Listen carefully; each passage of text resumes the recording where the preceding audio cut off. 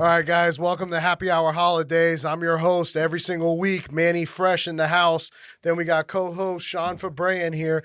And, you know, our podcast is always tailored to business, entrepreneurship, and life stories. We like to get people inspired. We like to get them motivated.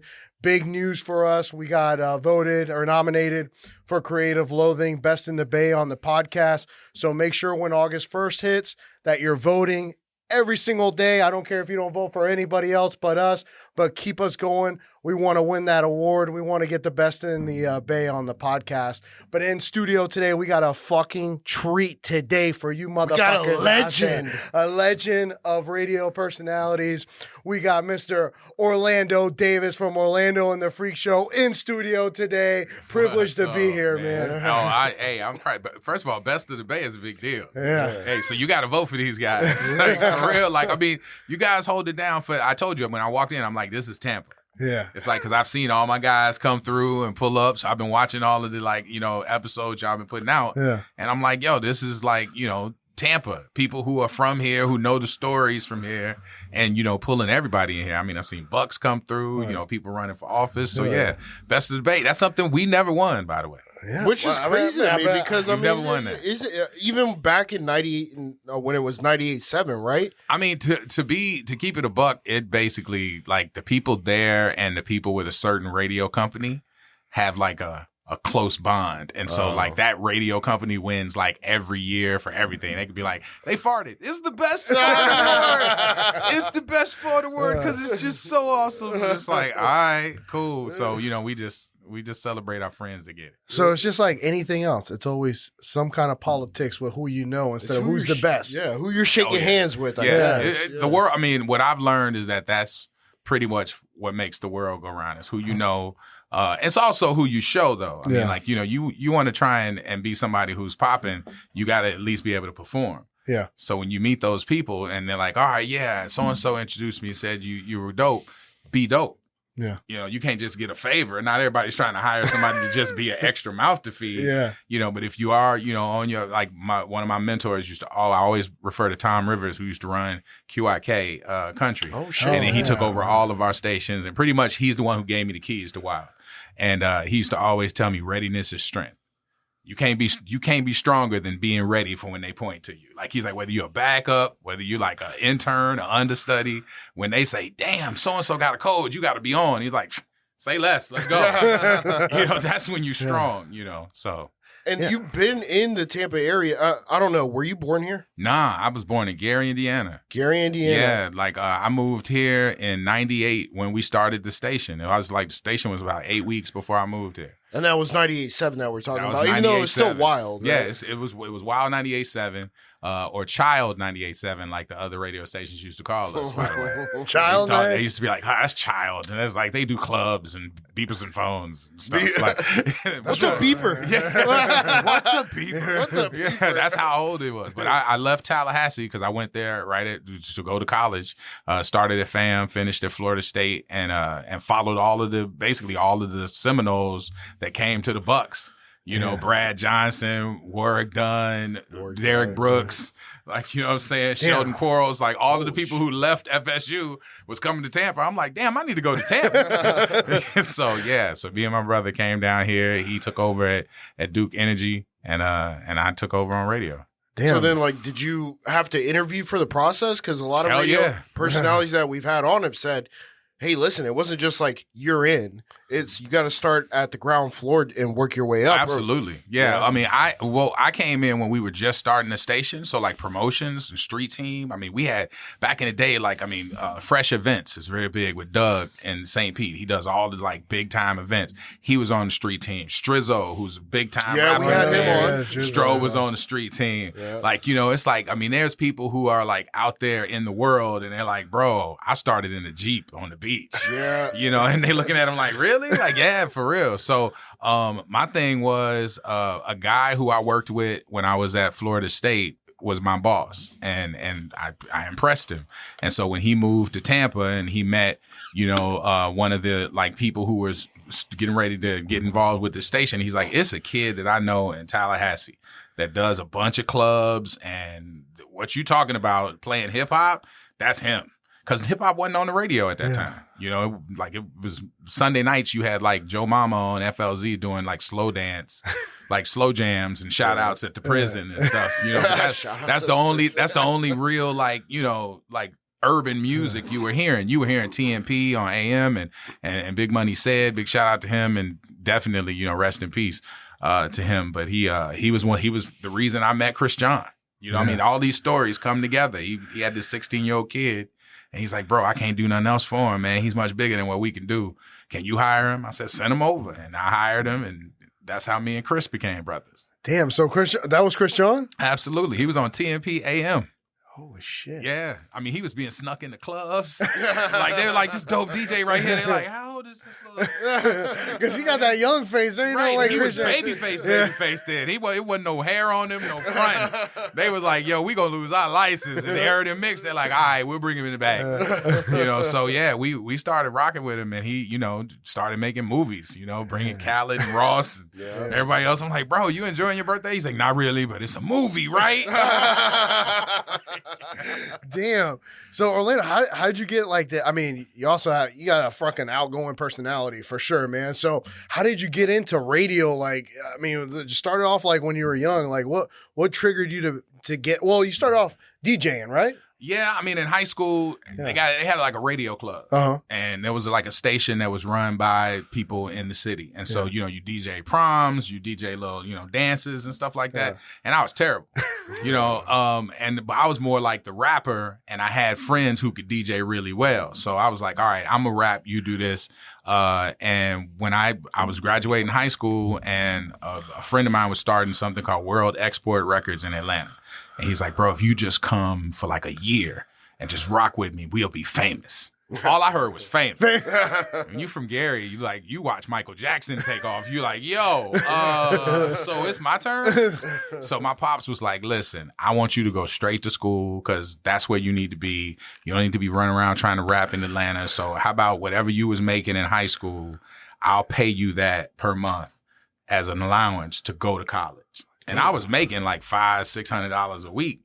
So my dad started sending me $750 basically, just like, you know, every week to just have money in my pocket. That's a good amount of money at that time. Yeah, I was doing, I mean, I was lifeguarding, I was working for him, you know, so I had like a lot of odd jobs. And we talking about senior year, you ain't doing a lot of school. Yeah. So I was bringing it in, trying to just rake it in. He's like, what you're making, let's roll that out and just go straight to school, you know. And that label failed.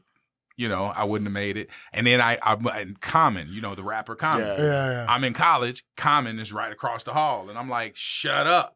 So we rapping in talent shows. I'm like, I'm trying to get on in Atlanta. And I'm rapping in front of, he was Common Sense, Rashid, Lonnie Lynn, big shout out, Southside Chicago. And we kicked it. And then he left school and made Can I Borrow a Dollar? And that record didn't really go aluminum. he didn't pop off. But now look at it. You know what I'm saying? So, yeah. That's where it started, like where it was like, all right, you know, DJing, rapping, doing that whole being comfortable in front of a microphone. And when I got to Tallahassee, I, you know, every fat dude, you gotta, you know, basically bounce at a club. Like if you a fat dude and you like, you gonna bounce at some point. Like somebody gonna be like, yo, I got a new club, and you put on this shirt. And all you gotta do is just be big. That's it. You ain't gotta do nothing. You ain't gotta fight nobody. You might have to call the police or something. So one of the DJs, John Young, this Asian kid, he was mixing and he had the bubble guts. And he was like, yo, it's real early. And he's like, yo, this is a mixer. And this turntable is playing. And I'm looking at him like, all right. And he said, and this one is prepared. You just got to start it and slide this over. He's like, I got to go to the bathroom. I'm hoping he said, this is a mix, so don't worry about it. And I'm like, all right, cool. And he goes to the bathroom and I'm just standing there like, I don't want to touch his stuff. And then like, it was time to change the record over. So I changed it. I saw him look out the bathroom. He's like, thanks. And so while he was in there, I just started cutting and scratching a little bit and whatever. And he's looking out of the bathroom like, who the hell's on the turntables? I'm like, getting it in. And he runs back out. He's like, yo, dude, you ain't tell me you mixed. I'm like, you gave me the like tutorial. You were like, yo, he's like, I work at a radio station after I leave here. If you want to hang, come on up. And I went up. It was Hot 101.5. It was the popping radio station in in Tallahassee. And so, you know, he was on midnight to 6. Damn. And, or 2 to 6.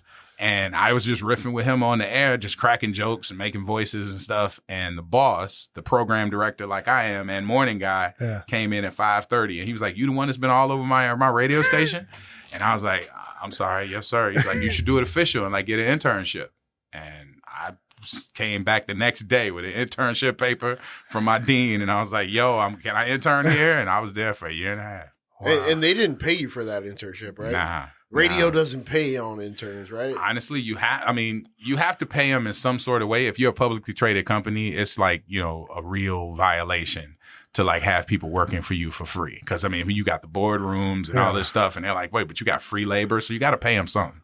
You got to either give them a school, kind of educational experience, or you got to pay them some sort of stipend. But a lot of people got away from having interns, man, because like I think it was Puff. Matter of fact, it was like Bad Boy.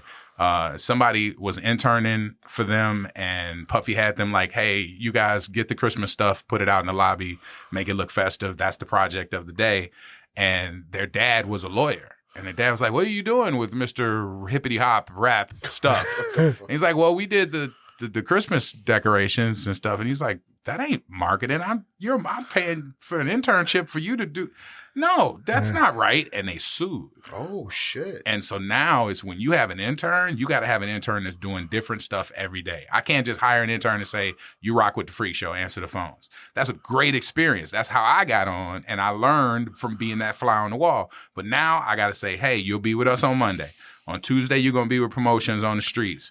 On Wednesday, you're making commercials. On Thursday, you got to be in sales. All right. On Friday, you'll be with the engineering, and they'll teach you about stuff. So you're getting a whole education, and that got to be syllabus and everything else. And so most companies are like, they don't even want to deal with it now. Are these interns like people that are going to college for mass comm, or is it like they can be just if they get a viable internship that's under broadcast, it could be anybody. But they got to walk back into school saying, I learned all these different caveats. I didn't just be Orlando's bitch boy and get his lunch. Like, it's just so like they got to learn how to work the board. They got to learn how to all that stuff. Maybe set up the equipment as well. Yeah, things like that. And that's why we got street team guys that are on promotion now, and girls that come in and they learn how to do our events, and they learn how, the tenets of Wild, like what's important. Even down to writing Wild. If you've ever seen somebody on the staff and they write Wild, they'll never put a capital I on Wild. Because it's WLLD, right? Well, no, it's Wild 90. I can show you the logo, but whenever you look at the logo, it's a lowercase I. Yeah, and it was when we created it way back. It was like there's no I in team, there's no I in Wild. Wild is collectively like dope. Like the fact that we've had, the freak show, the fact that we've had, everybody that we've had come through here who's not, whether it's Greg, whether it's, Buck and Stiff, like, Strizzo, any of the people, Strizzo, Christian. Like, what I'm saying, like Chris John, all of that collectively was dope. So none of us in that time, think about it, there wasn't no social media really popping during that time. That's what Greg was saying, man. Greg was like, we can only imagine if there was social media when we would have been fired. We would have lost jobs. Bro, that's what he said also, bro. That's what Greg said. There was a lot of stuff that happened back in the day where we bump into pictures and drawers and we're like, damn, we got to get rid of these. Because it was really that crazy. So, but think about the way social media is now. Everybody's like this. Immediately. Oh, yeah. Everybody's immediately like this. Yeah. Whenever you go to a concert, they either want to be the documenter or they want to be the person having the moment. Mm-hmm. And when we started Wild, that lowercase I meant that most of the station made more sense than just the individual. Why'd they do the frequency change from 98.7 to 94.1? Is it because iHeart bought out? No. 94. Both of those were our stations. 98.7 is a 50,000 directional signal that can't get the whole Bay Area. Oh, really? 94.1 is one of the largest signals in the state. So, when you can go halfway across Orlando and still hear us. You could be on a boat headed up to, the Panhandle and listen to us all the way up there. People up in Ocala and on the other side, like going to Jacksonville, they hear us still. And so basically in 08, when the housing stuff got all ugly, our Smooth Jazz went away, and that was our station. And Smooth Jazz was like always jazz on the Bay. I used to listen to that. Presented by Lexa. Everybody who had a date used to listen to that. You bring a date over, you're like, well, you got jazz on. Yeah. I'm sophisticated, man. So like when that basically, like we had a dope station. It had like everybody had a piece of smooth jazz like in their lives, whether it was dating or whatever. And those jocks were awesome. But when that housing bubble hit, all of the car dealerships basically like went away. They didn't go away, but their marketing money went away. So now you didn't have Lexus of Tampa Bay buying this or Mercedes-Benz of Tampa Bay paying for the jazz concerts. They all went away. They dried up. And so jazz stations dried up across the country. Holy and so basically they were like, hey, we got Wild as number one with 50,000 watts. Let's give Wild 100,000 watts and see how they go. And so in 2009, we became Wild 94. So how are radio stations tracking listeners then? By Nielsen, like Nielsen, which is basically like the TV families and stuff like that. They put chips in maybe car stereos and things like that, or I mean, it's basically a signal. Yeah. It's kind of like when you use your Shazam and you hear a song and you hit it and it goes tell you and identify the song. There's a tone that's on every station. And so anybody who's a Nielsen family, whatever it is that you're listening to, whether you walk into an office building or you walk into here, if you guys are bumping something, you know, on Sirius or something, it'll pick those things up and just basically follow those people around. So and, then the person that owned both of those frequencies essentially was saying, you know what, Wild 98.7 is getting more listeners than 94.1, so let's give Wild 98.7 the 94.1 frequency. Yeah, let's switch them up. Well, they were owned by the same people, right? Owned by the same people. So it's just like you being a coach and moving people. It's like, hey man, you a big forward. I'm gonna move you over to center, and I'm gonna move one of these kids over. You can move people around when you own those stations. And CBS was our owner at that time. Now with Beasley Media, but at one point you were also iHeart, right? No, we've never been. I mean, when we started, it was J-Core, then it became Clear Channel, then it became iHeart. So they've always been. Jesus Christ! So they're just like changing left and right. Oh, you got to when the app is better than any of your stations. Dude, I hear a lot of radio stations and I listen to a lot of morning shows, and a lot of them are saying that you never know when you're fired. You're just going to show up and your key card is not going to work and you're not going to be able to get in. Is that how radio is? No, I mean, it's close. I mean, whenever you got to get in to get fired. First of all, and that sucks because like in my job, I got to see that part. There's people who've been in radio who've only seen that part when it was their day to get, fired or whatever. I got to see them all. I see them when they get hired and it's their best day ever and they hugging you. And then I see it when it's over, whether they're leaving for an opportunity or it's ended with us. And I'm terrible at it. I've sat there, I've cried. By firing somebody else and I'm tearing up in the office. Like, you know what I'm saying? It sucks because you hate to be the person who's taking away somebody's check or whatever. But when they come to work, they usually will get ready to do their shift, and then their boss and the office manager. If the office manager is carrying a clipboard, it's a wrap. It's like on Hard Knocks when they say, hey, the coach wants to see you, bring your playbook. Yeah. When they say bring your playbook and they like, it's over. And you see they look on their face, that's what you see. When you see somebody walk in and you see Leslie walk behind them with that legal pad, you're like, damn. Oh, fuck. Because she got something she got to read to us. So that's what happens in that. And that comes with being the boss, man. And I hate that part of it. That's the only part of it I hate. But you got to be able to execute that part of it because being the boss is doing things that make you uncomfortable, but you're not growing unless you're comfortable being uncomfortable. No, that's true. Very true. Right there. Yeah. That's big facts. So it's tough, man. But when we get back, we'll ask Orlando, when it comes to radio, how much does personality kind of, really boom the person in the radio show? But we'll be right back. Make sure you like, comment, and subscribe. We're on all the major platforms, Instagram, Spotify, everything. And make sure you vote on Best of the Bay. Creative Loafing, Best of the Bay. Let's go. 2024.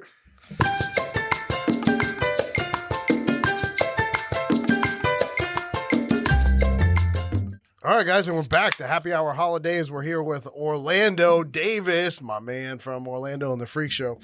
So, I mean, just in general, like, how was the climb to the top? When it came to when you started off Orlando and now you started to get some notoriety on the streets. How was it, man?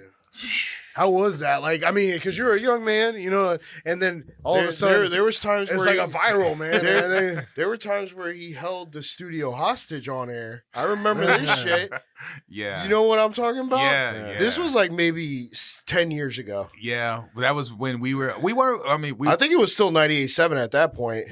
I think we were 94.1 then. Oh, was it? Yeah, because we were 94.1 then. I remember listening at like 12 o'clock and I'm like, Orlando's still on? Yeah. How's this possible? Okay, so that came about if you can talk about it. You know? No, absolutely. Yeah. No, that was a different company at the time. But basically, we were winning for the station, but our studio was crap. And so like I had hit a button, and we had buttons that would pop out, you know, and you have to put them back in and kind of work. And all right, we deal with that. And I was like, we were having a good show, and I hit a button, and all of a sudden something popped out, and I couldn't find it. And I just got pissed. And I was like, yo, like, I'm like, you know what? Don't nobody else have to deal with this. It's like, you know what? Until somebody tells us that they're going to do better with this studio and like give us some funds, we ain't leaving. and everybody looked at me like, what do you mean we ain't leaving? And I said it. You locked the door. I didn't lock the door, but we put some stuff up against the door. But realistically, we were just like, no, we're not going to come out. And then my agent called me, and she was like, listen, you got to make sure that the people who are in there are saying that they want to be in there, because it sounded like you're holding people against their will or whatever. So yeah, we was in there, and it was crazy. Like our GM was going to cut off the signal. Yeah, I remember you even announcing that on air. Yeah, I was like, they kept threatening to cut the signal, and then he was like, you know what, it ain't hurting, people are listening, you know, that's fine. And then I started saying I was going to give out his address. Oh yeah, I remember that. And then that's when they cut it, and then I was like, oh, okay, I went too far. I went too far on that one. But I mean, listen, the station getting to be number one was the best thing ever, because, like I said, they used to call us Child 98.7. Yeah. So for us to go from, like, you know, this station that was playing hip hop when we first started. We were playing Wild Thing, like I'm sure people have talked about. And the first story that they did for us in the Tampa trip had a picture of me in the studio. I mean, bare wall. Think about when you guys first moved into this room, how it looked. Yeah, that's how our studio looked. It was nothing up on the walls. Shit. It was just me with a microphone and a backwards baseball cap. And they put that picture in the paper and put FM Blackness makes it to Tampa.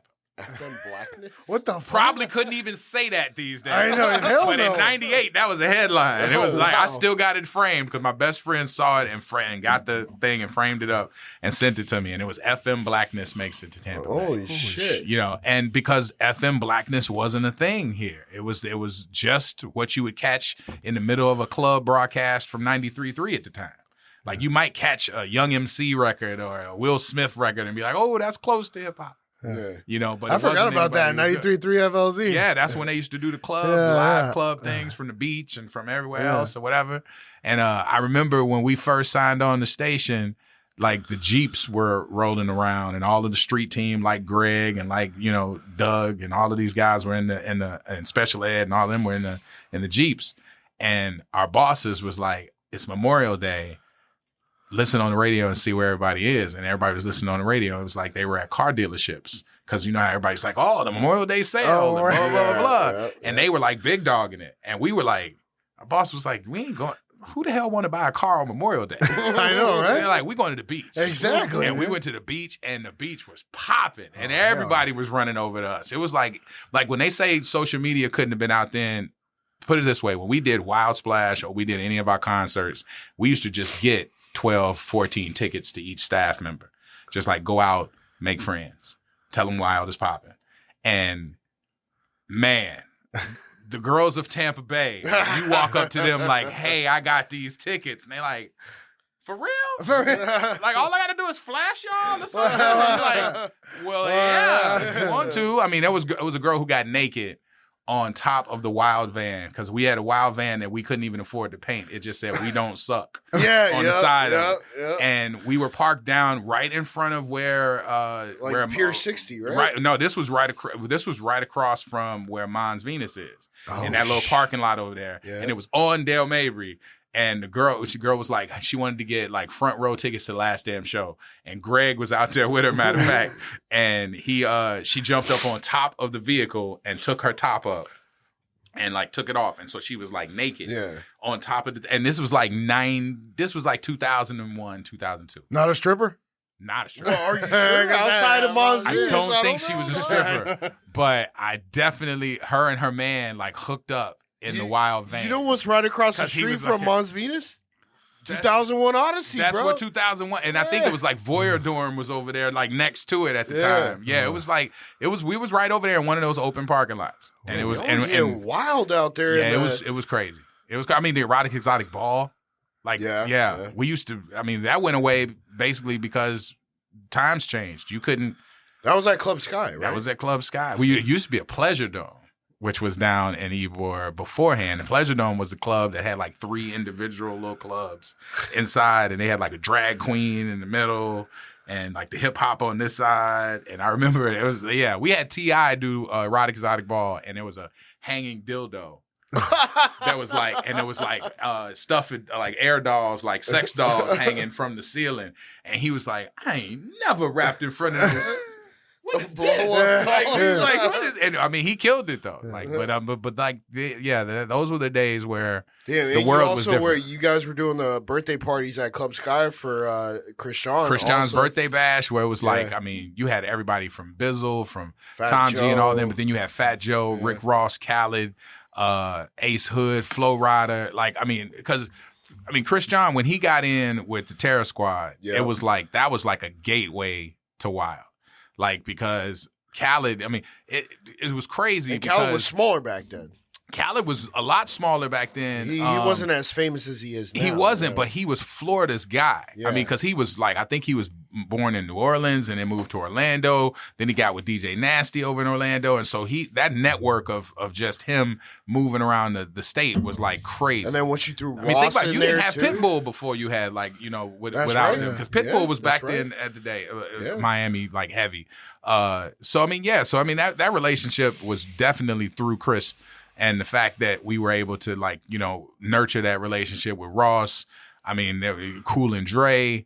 I mean, everybody who came through that camp pretty much is like fam at Wild. Yo, I gotta ask, man, have you ever had Eminem on Wild? Yeah, we have. We had he just dropped his album Death to Slim Shady, right? He did. Yeah. He did. That's number one. It's number one. Yeah. I mean, listen, M is always gonna be talented. I mean, the world is just different now. Like every time he drops a record, the first thing I tell the labels, I'm like, we just got to see if the audience cares, because people care, but it's all the old heads who remember him back in the day when he was savage. Kids, I mean, there are kids out there who are doing reaction videos on YouTube now, listening to the old stuff. Yeah. They're like, how the hell was this in the what? Yeah. They're like, our parents are talking about music we listen to. This dude murdered his mom in 3 records.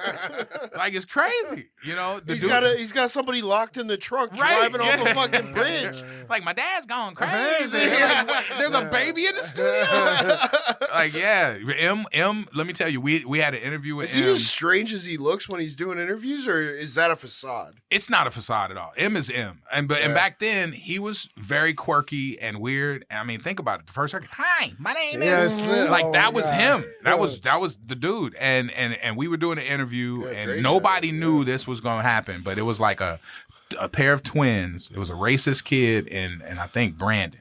And he had, I guess, some black dude and some white girl had babies. And he shot through the bedroom wall of that house. Go through that again. Who? Black dude, white girl, have children. Children are twins. And then? Mance family. And then somebody shot? There was a kid that shot through the bedroom wall. They assume, everybody's guessing on why. But they're assuming because he thought the black guy was in there. This kid was apparently racist. The twins were laying in the bed. Oh, shit. One of the twins gets hit and dies next to her twin sister. Oh. We're talking about that on the air, and Eminem calls. And we get Eminem on the air, and he's like, yo, we're talking about the concert that's coming up. And he's like, yo, like, I got a daughter.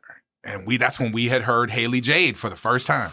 And he's like, I got a daughter, man. He's like, what are y'all doing? He's like, we're trying to put together like a softball game with some of the Buccaneers. Like Derek Brooks had called in. He's like, I'll play. And so people were like volunteering. He's like, bro, I do not play softball, but I'll play.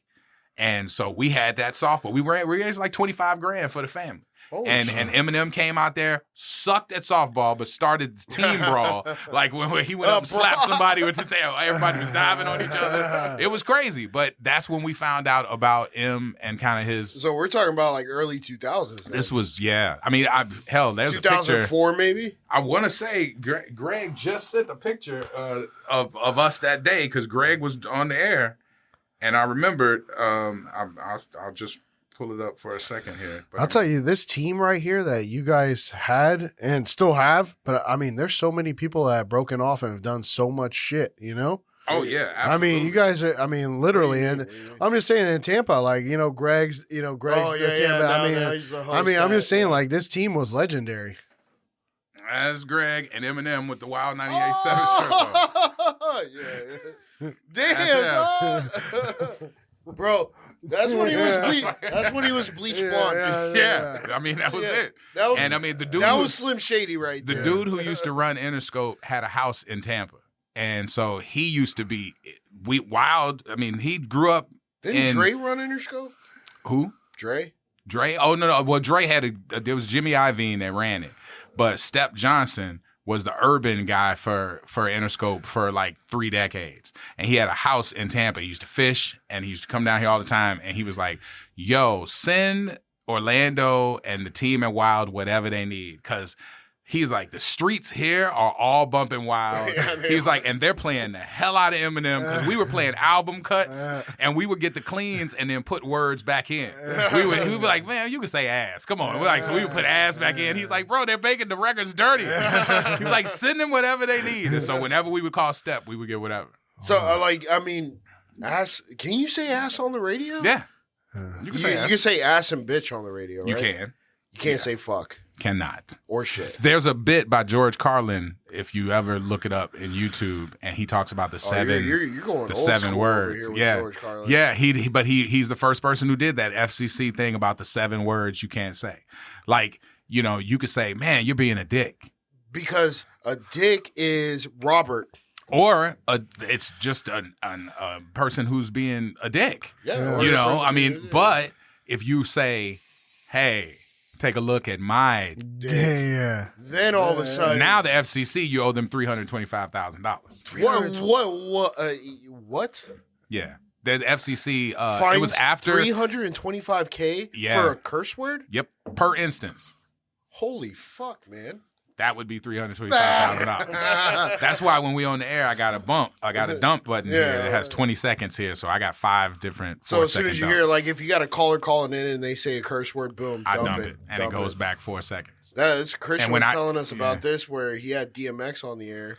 And DMX. He was dump. And the thing was, that was back when we used to just be able to dump crazy. Now they got a system where if I dump you 4 times, it's saying, hey, control the room, we're shutting down the phones. So like it shuts down the phone line. It's like whoever this is don't know what the rules are, and we're not going to take that chance if it's going to be $325,000. So it just hangs up on the call. Just cuts the call off. Yeah, and then reboots. What if they're in person though? I mean, if they're in person, I can cut off the microphone. Because ultimately, my job is to make sure we don't lose our license. Yeah, and 300. I didn't realize it was that expensive. It wasn't that expensive when we did the first Last Damn Show. What the fuck is that? I remember the Last Damn Show. When we did the Last Damn Show, and it was like Wild Splash. Wild Splash was there. Those were 2 different though. Like Wild Splash was GA, so it was like it wasn't as big stars. That was like I remember seeing Wiz Khalifa over there. Oh, listen, you saw Wiz, you saw Wayne, Flo Rida, The Roots. Like I mean, that was Ja Rule, Ashanti. Like that was Ashanti's first concert. No shit. Yeah, that was it. Like I mean, so we had a lot of stars there. But when we did like Last Damn Show, that's why when it was seated. And like the VIP was there, and you had like front row tickets for like $300. The field was GA, and it was just like, yo, 1987 gets you in the door. You know what I mean? Like, so that was it was we kept it hood because Greenwood Projects was there. Like, everybody who was in St. Pete wasn't really balling. And it was like, yo, we did it. We actually went to Montego Bay to a thing called Sumfest. And it was where they had hip hop, pop, and reggae. And we were like, yo, this would be dope if we Montego could bring Bay, something Jamaica? like this. Yeah, it's every year it's called Sumfest. And so me and Scantman were like out there. We were like, yo, this is crazy. And when we got back, the city manager, Bill Horn, who was like, you know, the boss of Clearwater, he was like, yo, I want to do some diversity. Coachman Park has oldies here all the time and jazz. Like, where are the young kids? And he's like, bring the kids in from Wild. And he's like, you guys got any idea about a concert? We was just in Sumfest in Montego Bay. And that's why we started Wild Splash with like reggae and hip hop and kind of had that morph together. The police chief who is in St. Pete now, Tony Holloway, was at Clearwater's police department at the time, and he was like, I am not letting this concert happen. No. And he kept bringing in Double XL, like, this is the guy, 50 Cent, with this gun? And I was like, that's just for the picture. And we had to, like, work with the city government to come up with our first lineup. And, like, I mean, to this day, me and Tony Holloway are really, really good guys. Like, we're good friends. Yeah. But he has told me, he's like, please don't bring any concerts over here to St. Pete. He's like, I do not want to deal with that. Yeah. Is Wild Splash still going on? It is not. It's hard. They stopped it? We had to. I mean, it was hard to keep doing the concert. I mean, we used to have to put that show together, and no concerts for Live Nation, AG. Like, you were not getting concerts back in the day. That shit was sold out, though. But think about it, when that was happening, was there a lot of hip-hop concerts that were coming through town? No. Like you see now? Not in Tampa, no. Not in Tampa. It would be Orlando or Miami, but it wouldn't be here. So that's why we started doing that show. Like, Last Damn Show was just, that. It was called The Last Damn Show because Y2K was coming and everybody was like, the world was going in. I remember that, man. We used to roll up like 20 joints. You know, I was like, we used to go to my boy's house over on Luke Slade Fern, and we used to burn it up, and everyone was like, man, the fucking best thing. We used to look forward to that shit every year. The Last Damn Show had hardliners, bro. Yeah. They were really good performers that were. Oh, they was the big artists. They was because we would catch people. If somebody was leaving Atlanta and going to Miami, we would get them. And be like, all right, we want you here. Yeah. So we would just map it out. It got so crazy. Rolling Loud wasn't going on at the time. You didn't have concerts that were coming through town. So labels would hit us and be like, what's the date for Wild Splash this year?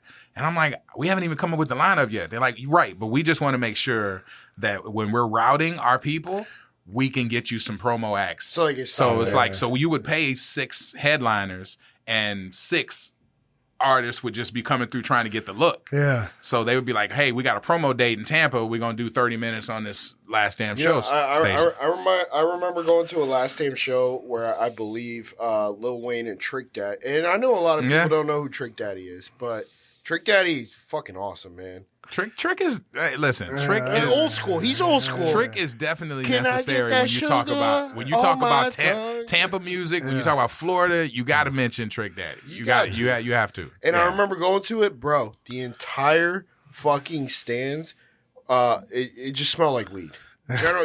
GA was all weed, bro. We would go up to the third, and I loved it. We would go up to the 300 level and give people floor seats, like when they would be open floor seats. Yeah. So we would take 10 tickets and go up there and just give them to people, and we would go up there and it would be a contact high. It's crazy. Like a cloud up that 300 level was the party. It was, you might not have been close to everything, but you were in the building.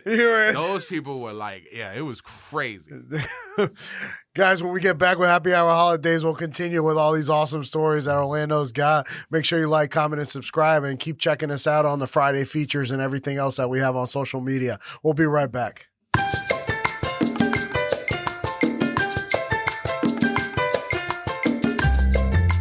All right, guys, back with Happy Hour Holidaze over here with Orlando. Orlando, what's the I mean, damn, you've been in radio for such a fucking long time. What's the craziest shit you've experienced? Could be a concert, fucking in the show. What I know you've seen a lot. Maybe one or two.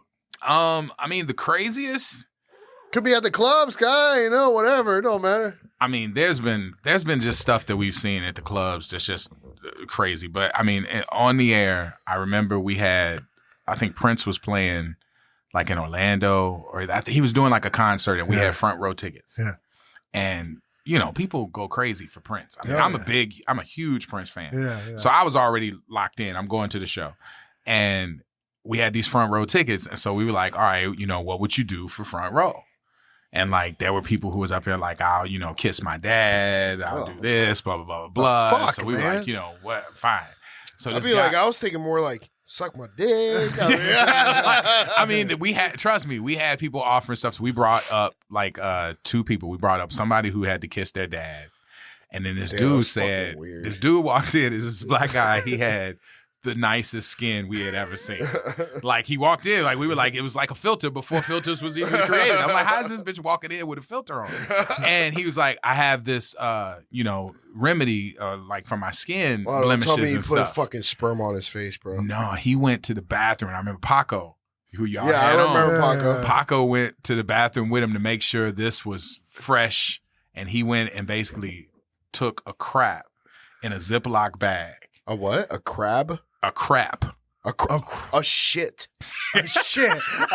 He shit into a Ziploc bag. Into a Ziploc bag and brought it into the studio and then rubbed it on his face. Oh my God, dude. Now, we didn't think it would be that smelly. We knew it would be bad, but we didn't think it would go through the air ventilation. No. Like it was everywhere in the building, and everybody was like, "What is that smell?" And we started like throwing up, and we all ran out of the studio. So you talked about the dump button. We ran out and left this shit stain. Bro, it's speechless, man. He's in there in front of the microphone like this. And he's like, well, guys, what do you want me to do in here? Like, because we had all ran out and was in the garbage cans throwing up. You think he was selling? You think he was doing it? Yeah, no, bro. It was truthful. Yeah. Like he said his family knew that when they did their facial stuff, like they'd be in the bathroom or whatever, but they would have their own poop. They do shit face masks. Right. That's what they do. But honestly, still nicest skin I had ever seen. So I don't know if it was just because of that. What do you think the chicks that are hooking up with him thinking to themselves, damn, your skin looks his good. girl was with him, and but we it were like, so smells you shit. make out with this dude? Yeah, And she's like, well, he's cleaned his face, but yeah, I do. And it was the craziest thing I'd ever seen, because somebody to take just a piece and just wedge it up on their face, I was just like, bro, like, and it like the smell, that was one thing we almost got fired for. They were like, how could you even think that was even wise? And we were like, I didn't think it would go that crazy. I think another one, we did the pigs in a blanket contest where we basically had like, I think it was like Bucks tickets like for Monday Night Football. And they were like, so these guys basically got into a sleeping bag, and they were in the sleeping bag with like just a tank top and their boxers. Yeah. And so we said, how long can you stay in there? And so one guy was like, so I just got to make him get out. And so one guy started farting. And then the other guy was like, you got to do better than that. And so the guy took off all his clothes in there. And so other guy was like, well, I can take my clothes off too. I'm not giving up. And it was like, this was like when, I think the year we won the Super Bowl. So it was like a big deal for Bucks. And so basically they were in the zipped up, and all you could see was their shoulders. And then it was like, they were in there naked. Like they were touching. But they weren't like, back to front or front to back. It was everybody was back to back. Yeah, exactly. And then all of a sudden, like it was like maybe 2.5 hours that they were in there on the floor. And then the guy on the right turned and had his front on the guy's back. Oh my God, bro. And then he was like, all right, I'm done. He quit. Yeah, and he got the front row tickets. Front row? Yeah, he got the 50-yard line. This is back in 2002, right? Yeah, this is 2000. This was the year, because that was the year that we won the Super Bowl. Yeah, yeah. I wonder how many people in the audience would have done that shit. I mean, you for probably, like think about it. You probably would have. Think about the last Super Bowl when we won. Yeah. Like, I mean, at home. Yeah. That's a big deal. If you tell me 50-yard line at home, come on. I guess there's somebody who was out there who kissed their dad for that. That's the worst one. That is a weird one. So was it? They bring it up. They're like, "I'll kiss my dad," and she did it and didn't win. No. Like she did it and didn't win on the cheek. No. On the mouth. No, they the mouth kissed. Like, and did they get 2 tickets or 1? No, it was going to be a pair of tickets. Oh God. Yes, they lost to. I think his name was Marcus. But it wasn't no tongue, right? How do you? It was some tongue. What? Oh, yeah, God. It was so that's making out with your father for tickets? For tickets, and she didn't even win. She didn't win. Stepdaughter? See, I hope so. That'll help me sleep at night. I was like, I'm trying to. Maybe it was stepdaughter. I'm trying to balance. Maybe it wasn't her dad. Maybe it was her zaddy. Maybe. So how did it go from? Well, I mean, you're on you're still on the radio though, Orlando. But now you went to like a management side where now you program director. Yeah, program director. Where now you have to. You're in charge of people. I mean, how did that kind of like switch off when you went and started doing that part of it? Then when you were just, hey, I'm on the radio, this is my job, and then you go to like managing. I'm assuming you have to go in really early and you have to plan the show every single time. We get done at 10 and then we have a meeting like 11:15 for the next day. Gotcha. And we basically just map out, hey, if the world doesn't change tomorrow, this is something we know we want to do tomorrow. Mm-hmm. And then like if something happens overnight or the president gets shot or something like that, we know we can pull a story and move it in because it's more timely. But we usually set it the day before. Is it a pain in the ass to be a program director? Yeah.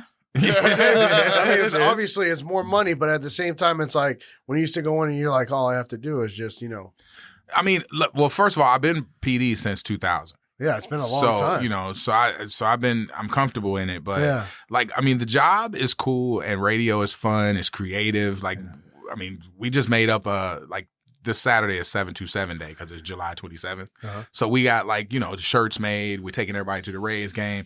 It came out and we're going to Ferg's to play Rod Says, which is Simon Says, but for Rod Wave tickets. So the last one standing will get the Rod Wave tickets for his big concert. But that just hit me looking at the calendar going through my schedule. And I was just like, wait, 727. I'm like, damn, 727 day. I'm like, all right, because it sneaks up on you and you don't have a plan. Yeah. I was planning out in June, like, all right, 727. I'm like, oh, damn, okay. So when you can take creative ideas like that just hit you and make it happen, that's the part that fuels my heart. The sucky part is the whole firing thing. Yeah, firing. Like that part of it is just, there are people out there who I'm very close with who I don't work with anymore. You're not the one firing them, though. No, I mean, sometimes I have to. Sometimes everybody who gets fired, I have to be the dude. You have to be the one that does it. I have to do it. But like, there's probably somebody that says, hey, listen, you probably have to let this guy go or this person go. I definitely got corporate people who are like, yo, like this person got to go. There's one DJ that we had that I just knew it was coming. Probably because they weren't good. Well, it was because they were there a long time and their salary was getting high and the ratings were dipping because we were getting more competition out there. You got to think, like, if you're from Tampa, you remember like one of the best radio stations in town was Star 95.7. Oh, wow. Star 95.7 was a good station. Like, that was where it was like, it was alternative-ish and it was adult, but it was like just cool enough to really like, and they sacrificed, all them people lost their jobs because 95.7 The Beat had to be up against us because it had to help protect the cash cow, which was 93.3. I remember so that, basically they crushed this station. Now they bring in this like station playing like just whatever to try and just say, hey, it's radio FM Blackness or whatever. And just so they could try and pull us down so their cash cow could eat. And so you got to think about it like that. Like that's that kind of like shell game that is like behind the scenes is like, now that creates more competition. So now you got, a person who's like, making more money, rating shares going down. Corporate's like, yo, they got to go. I'm like, no, let me shave here and let me save them here. Let me do. And I did that as much as I could. So when it comes down as an order, you got to move because my boss says I got to let somebody go. I got to let them go. Yeah. But my boss that I have and that I've had over the last 16 years, they've been people that have been like, listen, you have to do this unless you come up with a better way. And I've come up with a better way a lot of times to keep people in. Yeah. So that it sucks because, like I said, when people get hired, the station hired my boy. When they get fired, Orlando fired my dog. And it's always Orlando fired. Like there's people out there, there's somebody out there like suing me right now because I wouldn't hire him. It's just, I'm telling you. Because you would not hire them? Oh yeah. I can't even discuss it because it's an open case. Oh, okay. But I will just say that the person is promoting it on Facebook. To me, that sounds erroneous. It sounds like that too, but I don't have a law degree. I just watch Law and Order. but I will tell you that it doesn't sound legal to make me have to hire somebody. Yeah, because like we deal with the same thing with our company. There was a person that we did not hire because we didn't provide them an interview because we had already hired somebody. And then they left us a negative review on Google. And then I disputed it with Google, and then they, removed it from our profile. But it's like, listen, it is not your right for me to have to hire you. I totally agree with you. This person was just, they thought that the station coming to town and them being really popular in hip hop, that they should get, a request to come and meet. And that didn't serve them well because Greg and everybody else who was running around like, yo, what do I need to do to be on the team? That team that has that lowercase I. It's always been about the collective. Yeah. People wanted to come in and shine, and it's like, no, I got 50 dudes that'll run through a wall for this station. Yeah. I think we're good. Yeah. And we're still talking about it, so the station is still good. There's stations out there that are crumbling now, that are moving signals, that are changing, all this other stuff. Wild is still here. So, Orlando, let me ask you, have you ever been starstruck? Yes. And if so, by who? And what was her name? I was all right. So did Rihanna come in and you were like, Rihanna was one. I stuttered because I speak. I do it for a living. I speak for a living though, and I stuttered off Rihanna. This will take you back to probably your car magazines. Vita Guerra. She lives in Tampa now. She lives in Tampa now. Don't tell me that because I'm going to try to get her on the podcast. Bro, you should get her on the podcast. Yeah, she has OnlyFans now that is popping. Before she moved to town, she hit me. She's like, yo, like, who's a real estate agent I could talk to? I'm like, you're not moving here. She's like, yeah. She moved in. She bought the place. She lives here now. And yeah, we're supposed to go out to dinner. You were starstruck by her? Yeah, I was absolutely starstruck. Like the first time you ever First time I met her, I was like, did she go, how's it going, puppy? And then you were like, oh. I was like, give me 5 minutes. Give me 5 minutes. Like, I met her and I was like starstruck because they brought her through when you do radio rooms and like the MTV Awards, they'll bring stars by. Yeah. So they're like, hey, can you talk to Vita Guerra? I'm like, huh? And then she's walking up like, hey, and she hugged me and I was just like, it was the best hug ever. So we ended up doing an extra long interview. Do you know who we're talking about? Of course I do, bro. Oh my God. Anybody masturbated to that girl. Yeah. Her spank bank is definitely full. Come on, man. Like, she was on that movie, what was it called? The cruise one? Yeah, she was on a couple movies. Yeah, a little movie. But like I just remember the booty. The Playboy stuff she used to shoot and stuff. Like that was crazy. So she basically is like, this interview we did way too long and she blew off other stations and stayed with us. So we were like, cool. And at that, like it was a post award party that like Ludacris was at and Big Tigger back in the day and all that stuff. And she walks up to all these guys and comes over and hugs me. And everybody looked at me like, how the hell did you pull Vita? And I was like, we were hanging at the interview, whatever. And she walks away. And you remember the movie, what's the movie with we were just talking incest, Cruel Intentions. Remember Cruel Intentions, the movie with Ryan We're talking about like 1980s. Yeah, Ryan Phillippe was the dude in there. He was looking at Vita all night. Like, he's like, hey, bro, can you introduce me to her? You're talking Lincoln Lawyer. No, this Ryan Phillippe, who was in Cruel Intentions. He was also in Lincoln Lawyer. Was he? Yeah, man. He was the main guy who killed the lady. And Matthew McConaughey was his lawyer. I watched all the Lincoln Lawyers because I love. No. I mean the movie, not the. Oh series. No, I watched the series. I didn't see the movie. Watch the movie, man. Really? Yeah. So it might be Ryan Phillippe was in that movie. Yeah. Ryan Phillippe was like sweating Vita. And I introduced him to her, and then they ended up dancing and hanging, and I don't know what happened after that, but it was funny for a dude to have movies and be like sweating that, like, but still like shy. Can you introduce me? I'm like, man, I'd be walking up like, hey, you seen Cruel Intentions? You know what it is. Like, he just wanted an introduction. Hey, is that booty as good in real life as it is in the pictures? It's incredible. Like she came in on the air, and I had the phone. I've only done this twice. I did it with Iggy Azalea. And I did it with Vita. Because both of their asses is just like scrumptious.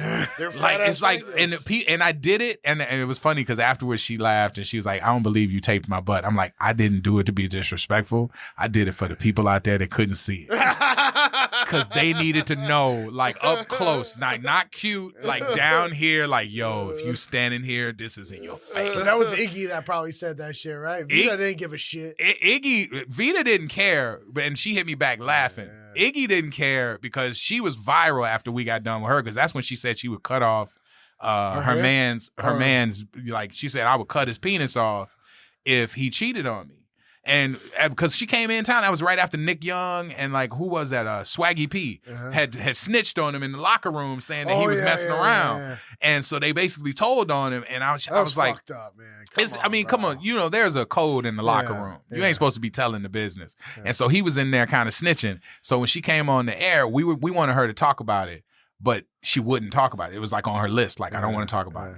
And I was like, listen, I know you don't want to talk about this whole thing that everybody's talking about. I'm not going to bring it up. But I just want to give you some advice because we got a lot of sports teams here. I'm like, they call us Tampa Bay for a reason. Mm-hmm. And she's like, oh, really? I'm like, well, we kind of a big deal around here. I'm like, but a lot of the players just have an agreement with their wife.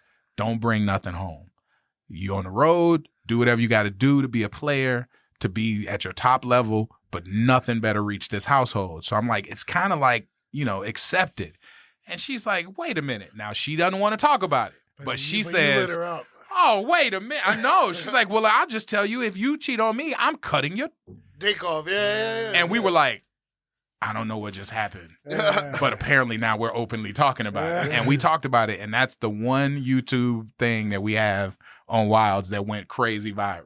Like, it's like hundreds of thousands of views. I mean, TMZ was printing it. They were all running the video, and it was like everybody. It went crazy. That also reminds me of the Eddie Murphy skit, his stand-up comedy. I think it was Delirious.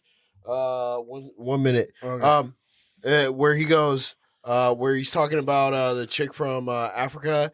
Like, I'm an American woman now, Eddie, but I'll cut your dick off.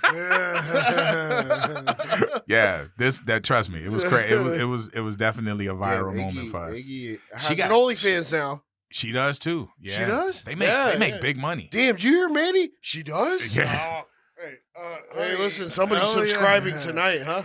Cut out 20 minutes. You don't want to get in trouble. Get in trouble. Listen, I would join for Iggy. I would join, and for Vita too. I mean, I've had some people tell me that she got one popping. I haven't joined all over yet. The internet for free though. Not like this though. I think I'm Rich, who's on my show. He's been on it, and he says, yo, it's good. It's worth it. All right, guys, when we get back with Happy Hour Holidaze, we'll continue with Orlando. Make sure you like, comment, and subscribe, and I appreciate everybody out there listening to us. We'll be right back.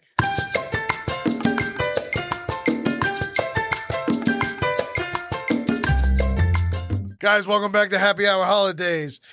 There's a treat and a fact that Orlando has been a fucking radio personality for a quarter of a century on a top fucking radio show that's number one. Yeah, that it's the first time it's happened for an African American. Is that what you were saying? Yeah. I mean, we just and PD. Yeah, I mean, because we haven't had too many, like, there haven't been too many black DJs in Tampa. Yeah, let's say, like, cut the fucking African American. It's black, dude. Come on, let's get. I mean, African American, black, whatever, Soul Patrol, however you want to call it, whatever you want to call it. He's the one who said it. Now, he said black, dude. Because I mean, think about it though. Like, we were talking to Meredith, and we were talking about we were actually talking about charity stuff, and we were talking about the fact that we had just taken a pledge with the Down syndrome, like.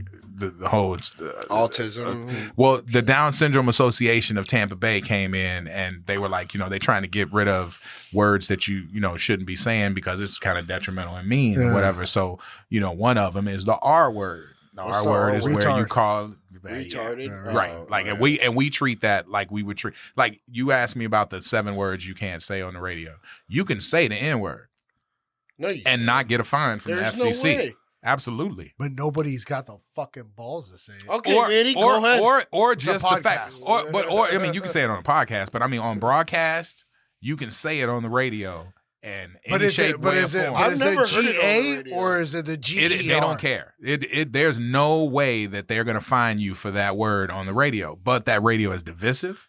That word is like, it makes people feel uncomfortable. Yeah, it'll make people turn off the radio. Your whole point is to make people listen to the radio. And so they want the R word to be treated the exact same way. If somebody says the N word, I dump it. If somebody says, if somebody calls somebody, the word cracker. It has all the different meanings, but you know what it means racially. Yeah. Somebody calls somebody a cracker. Wow, I dump out the same way. And I don't have to. It's just because I don't want our show to be able to be used that way. And so, and the R word is the same way because there are kids out there who are hearing people use it on the radio and hear people use it, when their parents are using it or whatever, and they take that to the schoolyard and then they start running it. They start running it up on on these other kids, and they're crushing these kids. I mean, I got really good friends who are in the spectrum and stuff like that, and that word, it offends them. It tears them down. So we were talking about that, and she was like, you know what? She's like, somebody was talking about the fact that you do stuff, and she's like, and they said he is like one of the only black DJs that I remember from Tampa Bay because they didn't live here anymore. And I was like, and he being you? Yeah. And I was like, yeah. I was like, well, I know a few. And they're like, but not nobody that's been on a radio station that's like top rated. I mean, that's a fact. And they're like, and then you add the program director part of it. They're like, nobody's been a PD, not 26 years. Like, and I'm like, okay, all right, yeah. So I guess when the history book is like, when I croak or something, hopefully that makes it onto some sort of pamphlet, something on the back of the little flyer they give you or something like, hey, and by the way, that'll be radio history, man. I mean, just like you're talking about like on an obituary flyer, because they put stuff by about the you way, on the back. 26 years, MPD. Yeah, the front has that picture. It's always your best picture. It's that one picture. You know what I want at my funeral, bro? I want like the worst picture of me. Yeah, and then at the bottom it says, drink as much as you can at this funeral. Turn up. No. Turn it's up. A party. You'll get buried with a 12-pack of White Claw without a doubt. That's how he starts off. Let me open a little bit of happiness up. They can position you right where you're like cracking it right here. Shit, yeah, take that picture. Boom. And then that's how they're going to remember me forever. That's hilarious. No, but speaking of your charitable events that you've done, I mean, we always remember the toy drive. Yeah, we always remember that one where you toy drive still does it. I mean, yeah, man. Up there for 8 days. 8 days. Did it start off at 8 days? It started off at 5, and then we were like, "Yo, let's get in another weekend." Because people, if you only got one weekend and people find out about it, it's like, "Oh, damn, I didn't know." So we added the weekend prior, saying, "All right, let's do that," and started on Friday. And instead of starting it on a Monday. This was all your idea, huh, Orlando? Yeah. Damn, man. You ever have anybody fuck with you when you're sleeping up there? It's been a couple of, I mean, we used to be in St. Pete. We were at Burt Smith BMW. That's where we started. Because now you're off of Columbus and Del Maybury. Now we're over at West Shore Mall. Oh, you changed it now? Yeah, we changed it 2 years ago. Oh, so you're not over by the Wing House anymore? Yeah, we're not over there. Because now you got Dave's Hot Chicken and all that right there. They built more stuff. Ben Mala, who has all that real estate stuff he does on YouTube, he owns that parking lot. And he came to us and was like, yo, I'm getting ready to sell this space right here. And we were like, okay. And then COVID hit and he's like, well, I'm not going to be selling it for a couple years now. We're waiting for them to finalize the deal. So he let us stay there until they got locked up. And then as soon as we moved, they started breaking ground. You got like a security guard? Yeah, we have security. Police always do their shift changes in the parking lot. You're sleeping outside. Yeah, I'm 35 feet up, but for 8 straight days I'm up there. I mean, but we have people who are on our staff that are down there, but they're in the tent and they're usually watching something or streaming, so they're not really paying attention. So we like the officers to be up there too. But there's been, when we were on that Columbus spot by Wing House, there were girls who used to come up and walk up from the clubs and start and they make money and come, they just want to donate and they think they got to come up because they are listening during the day when people are coming up. They don't think go over to the tent. So it was a girl that was tugging on my tent and it was like, hey, Orlando, are you in there? And I'm sleeping. I'm like, who the hell is up there? And I got a walkie-talkie. I'm like, hey, somebody's up here. And they're like, what do you mean somebody's up there? I'm like, somebody's up here. And they come upstairs and I hear them like, hey, you can't be up here. And they're like, oh, I just wanted to drop off some money. And they were like, you can donate downstairs. And it's like, what can he? And he's like, he's sleeping. And I'm like, I'm naked in there. I don't want to. You're not thinking to yourself, yeah, well, you could donate some. Nah. Donate a little bit of extra. Hey, listen. Hey, the mouth talks. Nope. I mean, I ain't gonna say I ain't never, but I'm saying that moment, I'm like, nah. But she did donate. It's like I mean, there've been a lot of people who've come through there famous, but it's just really the people who are like from the city who are like, yo, this is like big on a different level because everybody gives and that's important, but you're putting yourself up there for 8 days and kind of like, they get to follow that whole thing. How much do you normally raise then?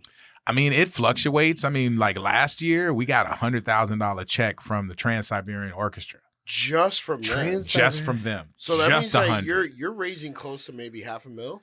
I mean, totally, I think we've raised $1 million over the 11 years we've done it. Holy shit, bro. And we've the trucks and the toys and I mean, we had people give 50 laptops and 50, I mean, it's just like all the different stuff. I always tell people it's not just about bikes and toys. It's because first of all, you got some 15, 14-year-old kids who are in the system who they just want to take their girl for a movie. Yeah. You give them a gift card. You want a gift card with a condom. And right. You know what I'm saying? With a condom? A rubber band, both of them together. Like, here you go, Junior. You do the best, Dad. Do bucket the best of popcorn with a hole in the middle? Yeah. Extra butter, please. Extra butter. So I mean, but you got all kinds of kids. So we tell people whatever it is you care about. If you're a girl who loves her face done up with the makeup and stuff, go buy some makeup package and donate that because there's a kid who's going to want that. Or if you play golf, if you Christian out there hitting the balls all the time, then maybe you want to get a starter set for a kid, and then play with your passions, So yeah, it's something that we do because like most of the stuff that I get involved in, I always owe for the life that they've allowed me to live here in Tampa. I moved here, like people are like, yo, you got to be from here because I swear to God, I was on the bus as a kid. And you was on the radio, and I'm like, yeah, I've been here forever. I mean, 25 years on the air. I mean, nothing about you says Indiana. Straight up. I'm here with Gary, Indiana. Let me tell you, some things that pop off in Gary. Not all of us look like Michael. Gary, Indiana, bro. Yeah, you're we're more like Tampa than you are anything else. Bro. I'm Tampa through and through. Like even my people who I know from home are like, I'm still me, but you can see the influences and stuff like that because I mean I've grown up here in Tampa. I mean Tom G is an artist that I know from the Bay Area that taught me a lot about what Tampa was. Same way, Crazy, Rated R, all these artists that, they feel like home artists to me. And I met them when I was 27. I moved here when I was 27. Damn. Which is, I mean, that is such a later age to move to. I mean, but it seems like your mannerisms, your accent, because I know a couple of people from Indiana, more so closer to Kentucky, like, Fort Wayne. It's like Tennessee, Kentucky. Maybe it is Fort Wayne. I don't know. And they have accents. Yeah, and they talk like this, boy. No, not everybody. Like no, I mean, think about it this way: Gary, Indiana is like 20 minutes south of Chicago. Oh, okay. You know what I'm saying? So it's you're like, Midwest. Right. Like, you know what I'm saying? Like the Bulls are your team unless you want to drive 3 hours down the road and go check out the Pacers. It's like, fuck the Pacers. Yeah. Right. Oh, Reggie Miller, don't do him dirty like that, we ain't going to do him dirty, but he ain't no Jordan. Yeah, he ain't no Steve Kerr. Okay. You know what I'm saying? Like, I'll take Steve Kerr shooting my shots before I take Reggie. So LeBron or MJ? I mean, it's going to be MJ for me. Oh, okay. Thank God. It's going to be MJ. I mean, I respect LeBron, and I respect what he's done, especially with him moving Bronny into the league. Oh, my God. And Bronny is not prepared for this. No, he's not. But how many times have we seen, I mean, hell, Jeannie Buss, who owns the Lakers, was given the Lakers by her dad, Dr. Buss. Yeah.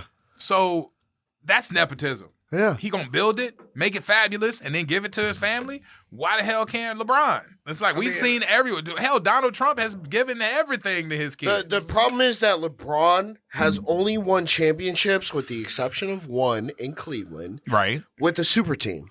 Michael Jordan did it with Scottie Pippen, okay? Oh, absolutely. Dennis Rodman, they're good players. They are good players. And also Steve Kerr. Tony Kukoc. Michael Jordan needed Scottie Pippen.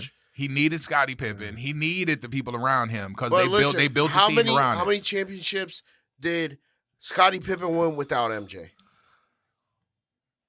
0. I want to say, didn't he win one with Houston? No, right, 0. So they needed each other. I don't know if they did. They needed each other. But I will say LeBron has had super teams around him. But when you talk about just the killer instinct, remember, Dwayne Wade won one without LeBron. So. He did. And I mean, the killer instinct that Michael Jordan has is what I hold him higher than LeBron. LeBron has done really well. I mean, he just hit a game buzzer for the Olympics the other night. And I mean, and that's cool. But that killer instinct that Michael Jordan and what he passed down to Kobe, because Kobe had it. Yeah, Kobe would kill you to win. Oh yeah. And he never was soft about anything except his daughters. Yeah. That was the only thing he was soft about. And he had a competitive edge that every time I met him, I was just like, yo. You met Kobe? Yeah. Oh yeah. For real? I met Kobe like 3 times. Have you met MJ? I met MJ once. Oh shit. On the golf course? Time. Hard Rock? All right, yeah. No, he was gambling at the Hard Rock and he lost a lot of money. Oh, I've heard it. That was during Super Bowl weekend. Yeah. And somebody called us from the Hard Rock. I'm not gonna say anything else about who called us, but this person called us and told us how much he had lost. 1.3? And we were talking. I mean, it was like 1 point something million though. Yeah. Not with the beat. No, it was million. Yeah. So we were talking about it on the air, and the person who called us got fired. They got fired because you weren't supposed to leak that. And we were the people who leaked it because we didn't know. We were just like, yo, Michael Jordan's so dope. He 1.3 million. You guys didn't leak it. The guy that called leaked it. There you go. He told us, and then we started talking about it. And that morning, it was like, it was a big deal. Well, 1.3 million is not that much. Floyd Mayweather bets like that, bro. I mean, at that time, 1.3 was still Floyd something. money. Yeah, that was something. I mean, hell, because we were going down there and we messed around and spent $500 and we think, yo, my life is over. Damn. No, at that time, it was still 1.3 wasn't anything that, I mean, to Michael now Jordan. Now you're a billionaire, bro. I mean, it was a drop in a bucket for him. But I don't know. Were we still talking billions when Michael Jordan was? No. Nobody was running around talking about I'm a billionaire. Yeah, billionaire. That. You ain't have anybody. He was a billionaire. Was it Tiger Woods that was the first billionaire athlete? Yeah, I think it was. And then Michael Jordan was the second billionaire athlete. But think about it like this, though. Back then, when you were talking MJ and everything else, you weren't talking billions for rappers. No, you weren't. You weren't. Nobody. Now you got a bunch of them. I don't know about a bunch of. You only got Jay-Z. I mean, you got Jay-Z, Eminem and Jay-Z, Diddy, Dr. Dre. Did he? I mean, he's probably tied up in legal fees. He was before all of this craziness, but I mean, he had hit that was exposed. He had hit that. All the craziness that he's going through with all of that stuff. And he's guilty of it.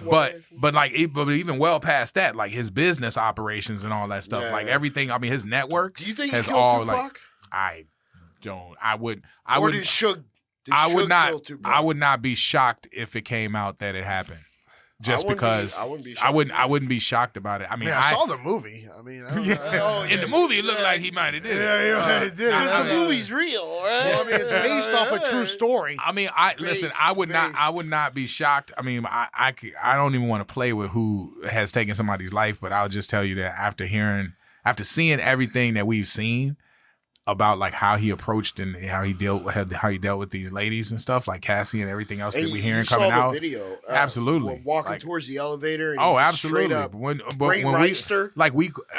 And I'm glad you said that because we were talking about the fact that you can't forget that because when you think about everybody else we forgave, Michael Vick with the dogs, they were dogs, but you know how people love their dogs. Yeah, people love dogs in America. Dogs For him to make it back on national TV after that is a forgiven thing. Robert Downey Jr. when he was going through all that stuff, when he was out there doing crack for doing coke, and he's welcomed back into Hollywood, and we were like, but you ain't seen Ray Rice pop up ever on Hell anything no. Ray ever. Rice is gone. Because and, we Kareem saw Hunt it. almost. Because he we can't saw say- it. Yeah, Yeah, no. But when you literally saw it cold-cocked her in when the you face. saw the video of Yeah. it, you're like, I cannot unsee that. Yeah. For us to see Diddy, Yeah. no one will ever be and have the nickname Love, like bitch, no, you ain't never gonna be Love ever again. We can't live that. Nah. It hurt everybody to see that happen. All right. It did. So Yeah, no, it was crazy. Orlando, man, we appreciate you coming on, man. It's been an absolute pleasure, and this was a privilege, dope, man. I appreciate it, and everybody, hey, make sure Best of the Bay, Yeah. Creative Loafing. All right, I want y'all to understand the fix is in. They always pick their little friends. Well, just look at when the winners come out. Look at how many of them have a little radio name next to them. You'd be like, man, I knew it was conspiracy because these guys got a real good reach around the Bay Area. I'm telling you, Sean and Manny have been doing their thing, and I've been seeing a lot of my guys come in here, and I was like, yo, I'm gonna come in, and I told Meredith, I'm like, I'm gonna go do that podcast, and I was like, and I'm gonna show you how to not lose your mind, because she was in here all cussing. I was like, what are you doing? I'm like, why you in here? She's like, well, I was talking like with the boys. And I was like, no. I'm like, I'm going to do it without cussing. I was like, because because my agent, one of our people that she represents, went on a podcast, and the podcast, I mean, to anybody listening to it, it sounds just like the radio right now. So if they listening to it, and that they basically recorded that person and then took it to clients and then say, hey, listen to him cussing.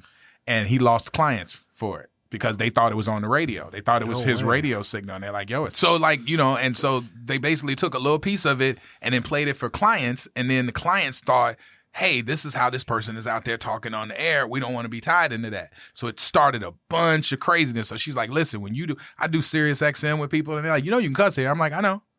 And they're like, all right. And then we start talking in like 10 minutes in. They're like, you ain't cussing. I'm like, I know.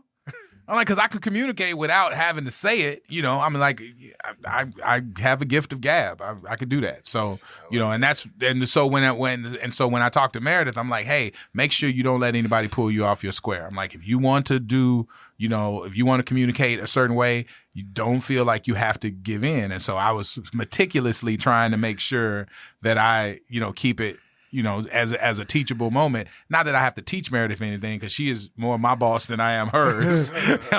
But to show folks that, we still as a team can come out here and represent and have a great time, but just keep it in the pocket. So that's kind of a long story, but I just wanted to get all that done. Vote for these guys. All right, Best of the Bay, Creative Loafing, best podcast, because their reach is crazy around this Tampa Bay area. If you ain't here, you ain't anywhere. All right? Boom, I like that. Peace out, baby. I like that. Damn, Orlando.